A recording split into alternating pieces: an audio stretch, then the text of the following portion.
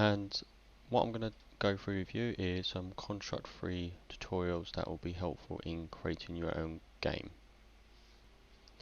Right, so first things first, what you need to do is load up Construct3. Construct3, very easy to load up. You just need to type Construct3 into Google or whatever browser you may have, as such you can see on the screen. Now, first massive difference between Construct3 and other game engines is that Construct3 is all on the browser. Now, I will have to stress that there is some times where it doesn't save correctly on the browser. Like for instance, if you change different computers, your file will not always be there. What you need to get the habit of is always downloading the project file, so that every time you can go onto a new PC, whether that's at home or at college, and then boot it from there. So yeah, first thing we need to do is actually create an account. So you should go over to register, and then so it's entirely up to you how you want to register your account. I would suggest that you click on sign up with Google One, and then use your college email account. That way it's all within your college account, it's not within your other personal account, so you don't get any annoying Construct3 emails about anything. I don't know. So first one to do is click on that. Then I've got my one down here, so I'm going to click there. And obviously I've already got mine set up. So I'm just going to log in. But that's how you register an account. And then I'm going to click there and boom, on it in. Okay.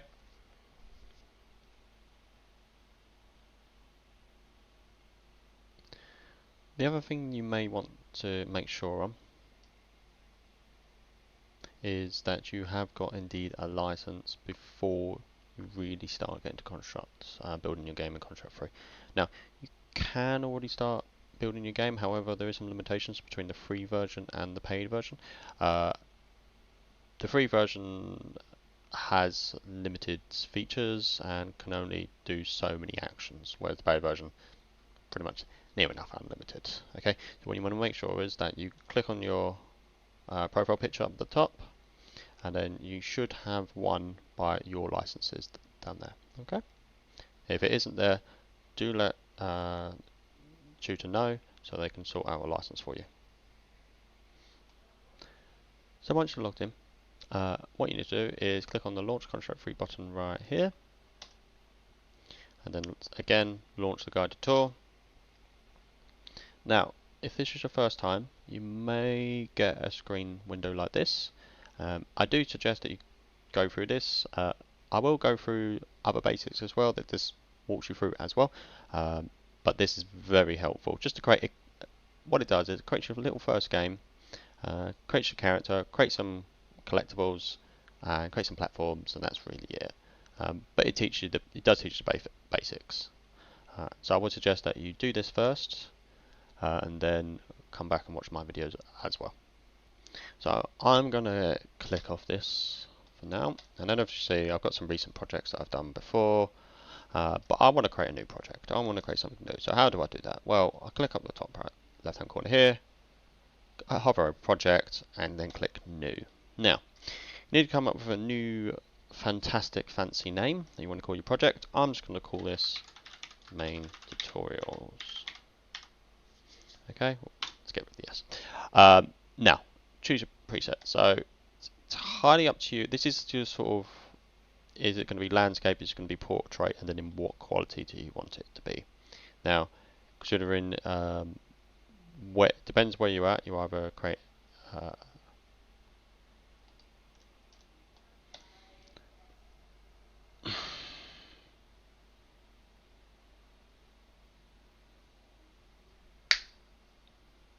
now, I want to create my own first project, so what I'm going to do is click over the menu, top left hand corner here, hover over project, click on new, and then you should be presented with a new window.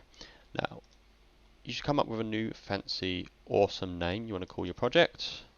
whatever game name you want to call it. I'm just going to call mine main underscore tutorial. Now, choose your preset. It's basically the quality and really the orientation. Orientation, either landscape or portrait. Okay. Now, for a mobile game app, we can just stick this as 1080p landscape. Perfectly fine. A lot of phones are on that quality anyway, so it's all good. You can change the viewport size here. Now the viewport size is what the actual user sees, what the actual player sees, not the whole game, what the player sees. We'll get that into a bit more later on. And then you've got your orientations here, and then start with either the event sheet or script. Now, scripts you can do a bit more coding if you want to, but if you just want to keep it simple, and you can do a lot as well with stick with the event sheets and the features, inbuilt features. Just stick with that, you're perfectly fine.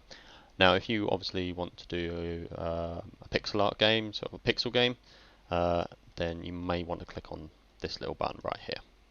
But I'm not going to, so I'm going to click create.